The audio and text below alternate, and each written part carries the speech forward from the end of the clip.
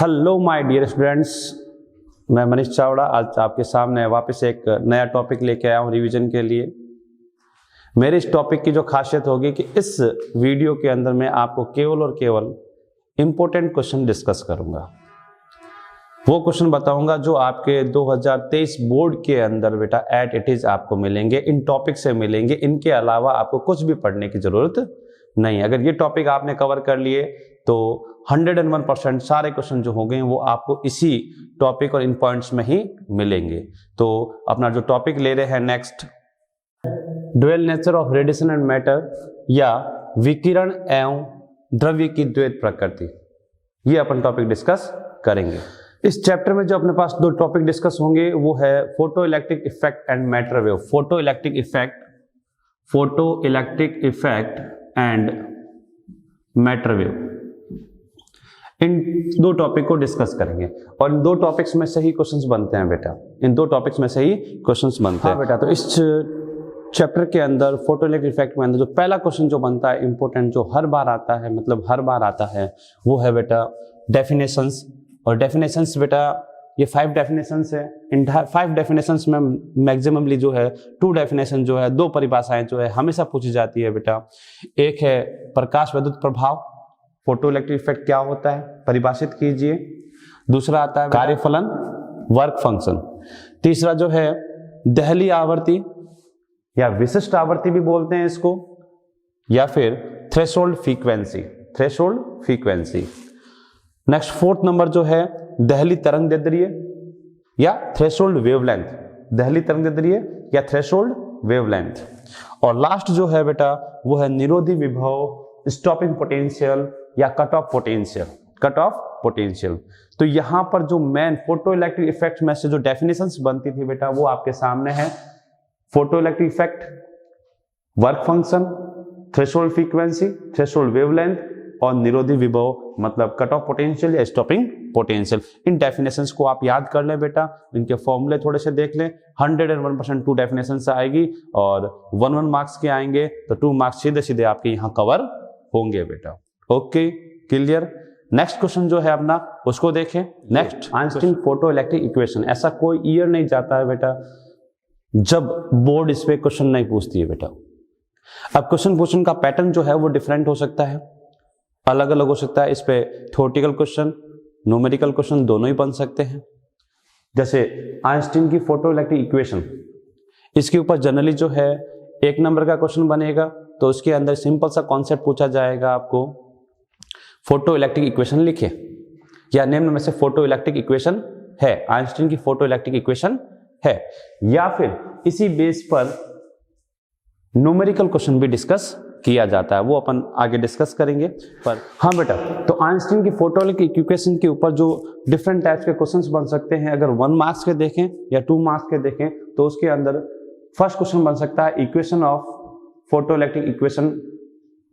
ठीक है, इक्वेशन पूछ सकता है डायरेक्ट, या आपको 1 नंबर का क्वेश्चन ये भी पूछ सकता है आइंस्टीन की प्रकाश विद्युत समीकरण किस संरक्षण सिद्धांत पर आधारित है, किस संरक्षण सिद्धांत पर आधारित है। या फिर 1 नंबर का क्वेश्चन, आइंस्टीन ने प्रकाश विद्युत प्रभाव को प्रकाश की किस प्रकृति के आधार पर समझाया, प्रकाश की किस प्रकृति के आधार पर समझाया। या फिर सीधे सीधे 2 मार्क्स का अगर क्वेश्चन बनता है तो वो पूछेगा आइंस्टीन की प्रकाश विद्युत समीकरण की व्याख्या कीजिए या समझाइए। तो इस पे 1 मार्क्स एंड 2 मार्क्स दोनों के क्वेश्चंस बनते हैं। किस पैटर्न के होंगे वो आपके सामने है।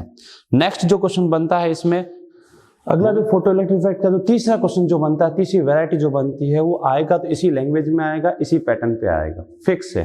क्या? प्रकाश विद्युत प्रभाव की व्याख्या प्रकाश की तरंग प्रकृति या तरंग सिद्धांत के आधार पर नहीं की जा सकती है। क्यों? फोटो इलेक्ट्रिक इफेक्ट को अपन वेव नेचर से एक्सप्लेन नहीं कर सकते हैं।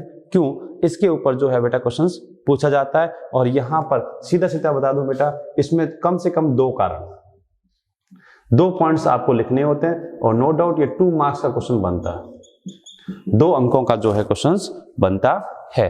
तो आप इस क्वेश्चन को देख लो। तो मैंने मोटा मोटी जो है वो 3 क्वेश्चन देखे बेटा। जनरली कितने क्वेश्चंस? 3 क्वेश्चन। एक डेफिनेशंस का बनता है, एक बनता है सीधा सा आइंस्टीन की फोटो इलेक्ट्रिक इक्वेशन पे, और तीसरा बनता है फोटो इलेक्ट्रिक इफेक्ट जो है वेव नेचर से एक्सप्लेन नहीं की जा सकती है, क्यों? अब आता है इस पर बेटा न्यूमेरिकल। न्यूमेरिकल बहुत ही सिंपल आता है, पर उसका पैटर्न जो है वो डिफरेंट डिफरेंट वे से पूछा गया है बेटा। तो आज तक बोर्ड के अंदर जितने भी क्वेश्चंस बने हैं वो सारे के सारे अपना भी डिस्कस करेंगे, पैटर्न डिस्कस करेंगे बेटा, इसके सॉल्यूशन, इनके एग्जांपल्स अपन नेक्स्ट वीडियो के अंदर जरूर देखेंगे बेटा। टाइप्स ऑफ न्यूमेरिकल क्वेश्चंस की बात करें, टाइप्स ऑफ न्यूमेरिकल क्वेश्चन कितनी वैरायटी के बनते हैं वो अपन देखते हैं बेटा, वो अपन चेक करते हैं। फर्स्ट वैरायटी जो क्वेश्चन की बन सकती है उसके अंदर बहुत ही सिंपल सा है कि अगर आपको लैम्डा और फ्रीक्वेंसी, या तो लैम्डा दे दे या आवर्ती दे दे, और आपको सिंपल सा पूछ ले एनर्जी, आपतित फोटोन की आवर्ती या तरंगदैर्घ्य आपको गिवन होगा और आपसे उसकी ऊर्जा पूछी जाएगी। ठीक है। दूसरी जो वैरायटी बनती है, आपको गिवन होगा कार्यफलन दे रखा होगा, कार्यफलन, कार्यफलन देकर आपसे पूछा जा सकता है दहली तरंगदैर्घ्य, थ्रेशोल्ड वेवलेंथ या थ्रेशोल्ड फ्रीक्वेंसी, थ्रेशोल्ड फ्रीक्वेंसी, ये दोनों ही पूछे जा सकते हैं। ठीक है। तीसरा जो क्वेश्चन बनता है, तीसरी वैरायटी के जो क्वेश्चंस बनते हैं उसके अंदर आपको जो मिलेगा क्वेश्चन के अंदर वो स्टॉपिंग पोटेंशियल मिल सकता है, निरोधी विभव, निरोधी विभव दिया जाएगा आपको, निरोधी विभव देकर आपसे पूछा जाएगा kinetic energy, maximum kinetic energy, maximum kinetic energy. तो यहां एक ध्यान रखना, मैक्सिमम काइनेटिक एनर्जी देके स्टॉपिंग पोटेंशियल पूछेगा या स्टॉपिंग पोटेंशियल देके मैक्सिमम काइनेटिक एनर्जी पूछेगा। तो ये तीन वैरायटी हो गई आपके पास सिंपल न्यूमेरिकल पूछने की। ठीक है। अगली वैरायटी देखें। अगली जो भी वैरायटीज है बेटा वो फोटो इलेक्ट्रिक इक्वेशन पे बेस्ड है, आइंस्टीन की फोटो इलेक्ट्रिक इक्वेशन पे बेस्ड है। आपको जो मिलेगा गिवन जो होगा इंसिडेंट फोटोन की वेवलेंथ, आपतित फोटोन का तरंगदैर्घ्य, और इसके साथ साथ में वर्क फंक्शन, कार्यफलन, लैम्डा और फाई दोनों ही दे रखे होंगे। ठीक है। और आपसे पूछा जाएगा kinetic energy of photo electron, अधिकतम गतिज ऊर्जा, फोटो इलेक्ट्रॉन की अधिकतम गतिज ऊर्जा या फिर निरोधी विभव, ये दो क्वेश्चन पूछाएंगे। यहां पर लैम्डा की जगह हो सकता है आवर्ती भी दे दे, जनरली दिया जाता है लैम्डा, सिंपल है लैम्डा दिया जाता है, पर कभी कभी आवर्ती और कार्यफलन दे देता है, तो अभी आपको फोटो इलेक्ट्रॉन की अधिकतम गतिज ऊर्जा या फिर निरोधी विभव पूछा जा सकता है। अगली जो वैरायटी है, फिफ्थ नंबर वैरायटी अगर देखें, फिफ्थ नंबर वैरायटी के अंदर आपको क्वेश्चंस के अंदर मिल सकता है क्या, स्टॉपिंग पोटेंशियल V नॉट, या इसकी जगह पे काइनेटिक एनर्जी मैक्स, ये, और इसके साथ में वर्क फंक्शन, वर्क फंक्शन या दहली तरंगदैर्घ्य, दोनों ही दे सकते हैं। इन दोनों को देने के बाद में आपसे पूछा जाएगा आपतित फोटोन का तरंगदैर्घ्य, वेवलेंथ ऑफ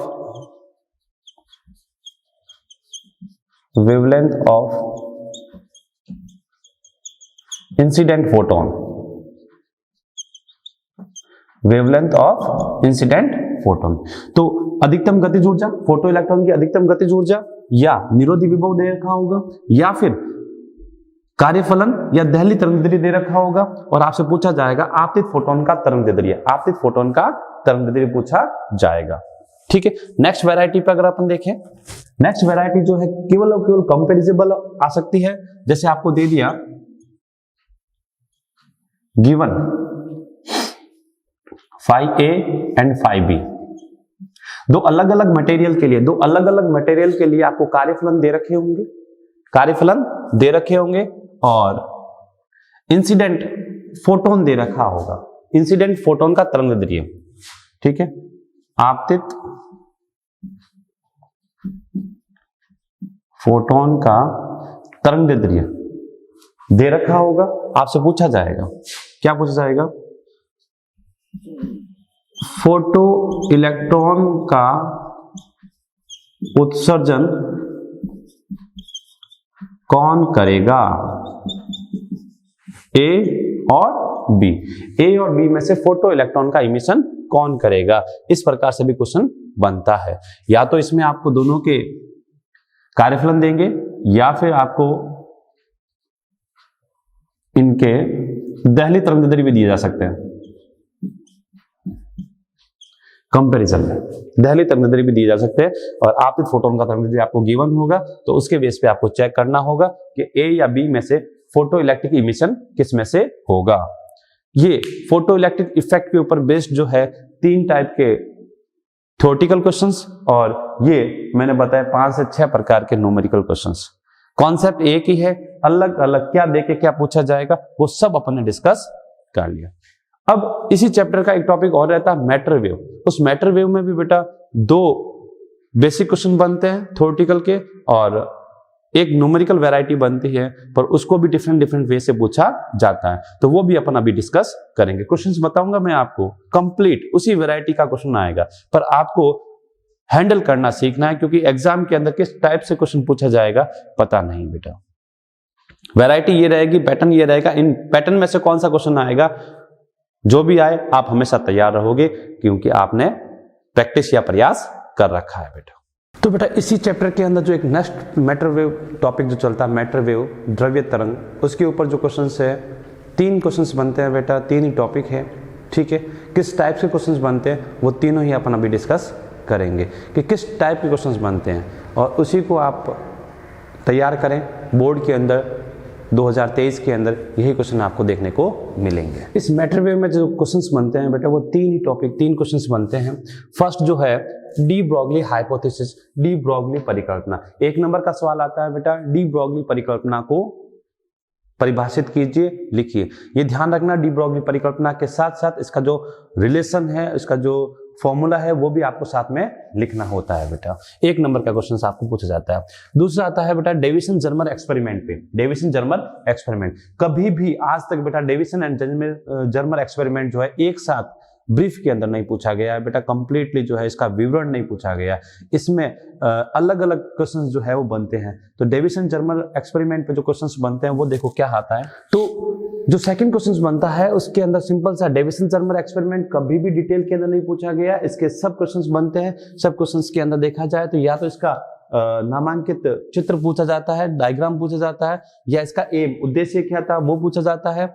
इसमें कौन सी तरंग घटना का उपयोग किया गया था बेटा यह भी पूछा जाता है। आयनन प्रकोष्ठ इसका जो एक पार्ट है, आयनन प्रकोष्ठ के अंदर इसकी उपयोगिता क्या है यह पूछा जाता है। इस के अंदर कण की तरंग प्रकृति की पुष्टि के लिए, कण की तरंग प्रकृति की पुष्टि के लिए किस कण का उपयोग किया गया, किस द्रव्यमान मतलब किस कण का उपयोग किया गया वो पूछ जाता है। या इस परिघटना के अंदर विवर्तक के रूप में क्या यूज किया गया ये भी पूछा जाता है बेटा। ये हाफ एंड 1 मार्क्स के क्वेश्चन जो है वो सिंपल 1 नंबर के बनते हैं, जो आप एकदम सटीक रूप से सही कर सकते हो। और लास्ट जो इसमें तीसरा क्वेश्चन बनता है वो बनता है Heisenberg uncertainty principle. Uncertainty principle या हाइजेनबर्ग की अनिश्चितता का सिद्धांत। हाइजेनबर्ग की अनिश्चितता का सिद्धांत, सीधा इसका स्टेटमेंट और इसका फॉर्मूला पूछा जाता है बेटा। ये तो इसके ऊपर ये 3 क्वेश्चन है, तीनों क्वेश्चन डायरेक्ट पूछ जाते हैं। फर्स्ट डी ब्रॉगली परिकल्पना, तीसरा डेविसन जर्मर प्रयोग। डेविसन जर्मर प्रयोग के अंदर इस एक्सपेरिमेंट के अंदर टाइप्स अलग अलग क्वेश्चन पूछे जा सकते हैं, या फिर हाइजेनबर्ग प्रिंसिपल बेटा अनसर्टेनिटी प्रिंसिपल जो है वो पूछा जाता है। ये अब इसी के ऊपर जो न्यूमेरिकल बनते हैं उसकी भी 2 से 3 वैरायटी है। फॉर्मूला एक है, कॉमन फॉर्मूला है, पर उसको डिफरेंट वे से पूछा जाता है। तो वो देखेंगे किस पैटर्न्स के सवाल जो है इसमें डिस्कस किए जाते हैं। तो नेक्स्ट अपन देखते हैं न्यूमेरिकल पर्पज से कि इसकी न्यूमेरिकल अप्रोच कितनी है। नेक्स्ट डिस्कस कर रहे हैं बेटा अपन टाइप्स ऑफ न्यूमेरिकल, कि इसमें किस टाइप्स के न्यूमेरिकल्स पूछे जाते हैं बेटा। फर्स्ट टाइप का जो न्यूमेरिकल बनता है बेटा उसके अंदर आपको सिंपल सा काइनेटिक एनर्जी या फिर एक्सेलरेटेड पोटेंशियल जो होगा वो गिवन होगा, त्वरक विभवांतर दे रखा होगा, या फिर उस चार्ज पार्टिकल की काइनेटिक एनर्जी आपको दे रखी होगी और उससे डी ब्रॉगली वेवलेंथ जो है वो पूछी जाती है। इट मींस आपको गिवन होगा V नॉट, ये V नॉट जो है एक्सेलरेटेड पोटेंशियल है, मतलब त्वरक विभवांतर है जिससे आपने चार्ज पार्टिकल को एक्सेलरेट किया है, ठीक है। या फिर इसी के साथ आपको यह दे सकता है उस चार्ज पार्टिकल की काइनेटिक एनर्जी। ये भी दिया जा सकता है, काइनेटिक एनर्जी भी दी जा सकती है बेटा। और जो क्वेश्चन बनता है वो बनता है de Broglie wavelength lambda D, ये आपसे पूछा जाएगा बेटा। ठीक है, सेकेंड वैरायटी का जो क्वेश्चन बनता है उसको देखें बेटा अपन। कई बार जो है क्वेश्चंस के अंदर आपको मास और वेलोसिटी, पार्टिकल की मास और वेलोसिटी दोनों ही गिवन होती है, आपको डी ब्रॉगली वेवलेंथ पूछा जा सकता है। ठीक है, थर्ड कंडीशन देखें या थर्ड वैरायटी देखें बेटा। थर्ड वैरायटी जो है वो कंपैरिजन में पूछी जाती है बेटा। उन कंपैरिजन में देखें, जैसे आपको दे दिया जाए कि त्वरक विभवांतर या फिर मोमेंटम संवेग, ये पार्टिकल के क्या हो जाए, सेम हो जाए, समान हो जाए, समान विभवांतर से या समान संवेग से गतिशील कणों के लिए डी ब्रॉगली वेवलेंथ की तुलना, लैम्डा डी की तुलना या अनुपात, मतलब कैसे, अगर आपको कह दिया जाए एक प्रोटॉन है, ड्यूट्रॉन है, अल्फा पार्टिकल है, इनको समान त्वरक विभवांतर से त्वरित किया गया है, तो इनके डी ब्रॉगली तरंगदैर्ध्यों का अनुपात ज्ञात कीजिए। या फिर ऐसे भी पूछा जा सकता है कि कोई इलेक्ट्रॉन है, प्रोटॉन है, समान संवेग से गतिशील है, तो उनका डी ब्रॉगली तरंगदैर्ध्य का अनुपात निकालिए। या कोई भी चार्ज पार्टिकल है, उनके कोई भी एक वैल्यू कांस्टेंट करके उनके डी ब्रॉगली वेवलेंथ का रेशियो पूछा जा सकता है। या फिर एक वैरायटी जो और बनती है इसकी, वो भी देखें अपन। कई बार चार्ज पार्टिकल का डी ब्रॉगली वेवलेंथ जो है लैम्डा डी सेम है, ये आपको गिवन होगा कि अलग अलग आवेशित कणों के लिए डी ब्रॉगली तरंगदैर्ध्य का मान समान है, तो उनके त्वरक विभवांतर का अनुपात पूछा जा सकता है या संवेग का अनुपात पूछा जा सकता है। तो टाइप्स ऑफ वैरायटी क्वेश्चंस देखा जाए तो इसमें सिंपल से 4 वैरायटी के क्वेश्चंस है बेटा। फर्स्ट अपन ने देखा कि आपको एक्सीलरेटेड पोटेंशियल गिवन होगा या फिर काइनेटिक एनर्जी गिवन होगी, डी ब्रॉगली वेवलेंथ पूछी जाएगी। या फिर मास और वेलोसिटी गिवन है तो अभी डी ब्रॉगली वेवलेंथ पूछी जाएगी।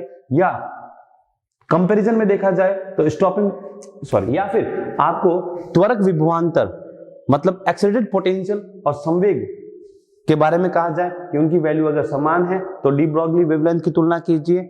या फिर यह भी कह सकता है डी ब्रॉगली वेवलेंथ समान है तो उन पार्टिकल्स के लिए आप उनके त्वरक विभवांतर का अनुपात निकालिए या फिर संवेग का अनुपात ज्ञात कीजिए। ये रेशियो भी पूछे जाते हैं। तो इस चैप्टर के अंदर बेटा जो 11th नंबर चैप्टर है, इसमें ये क्वेश्चंस बनते हैं। इन क्वेश्चंस के अलावा कोई भी सवाल बाहर नहीं जाएगा। अगर इसको और भी शॉर्ट करना चाहते हो बेटा, तो मैं आपको ये बता दूं कि आप जो लास्ट ईयर बोर्ड्स में जो लास्ट ईयर मतलब 2022 के अंदर जो बोर्ड के सवाल है बेटा, उनको आप इसमें से सेपरेट कर सकते हो, उनमें से निकाल सकते हो।